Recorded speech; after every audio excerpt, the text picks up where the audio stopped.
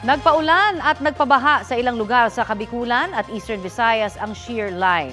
Sa Albay, nagdulot ng perwisyo ang umapaw na tubig mula sa ilang spillway. Balitang hatid ni Jomer Apresto.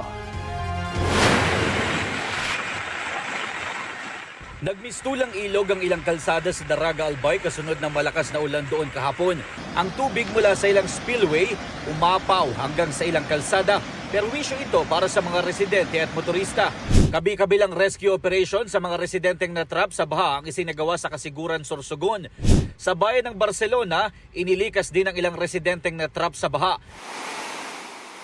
Sa bayan ng Bulan, umapaw rin ang tubig ng ilang spillway dahil sa pag-ulan doon. Hindi madaanan ng ilang motorista ang mga binahang kalye. Dahil din sa pag-ulan, hindi madaanan ang 5 spillway sa Iriga, Camarines Sur. Inabisuhan na ang mga motorista na humanap ng alternatibong ruta para sa ligtas na biyahe. Nakaranas din ng malawakang pagbaha ang ilang bahagi ng Eastern Samar gaya sa Can-Avid dahil din sa pag-ulan. Maraming lugar din sa bayan ng Maslog ang binaha.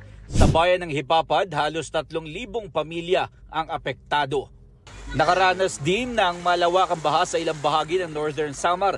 Nakataas ng Blue Alert ng Office of Civil Defense Region 8 sa Eastern Visayas dahil sa mga pagbaha roon. Walang naitalang nasugatan at nasawi. Ayon sa Pag-asa, ang umiiral na shear line ang nagpaulan sa Bicol at Visayas Region. Jomer Apresto nagbabalita para sa GMA Integrated News.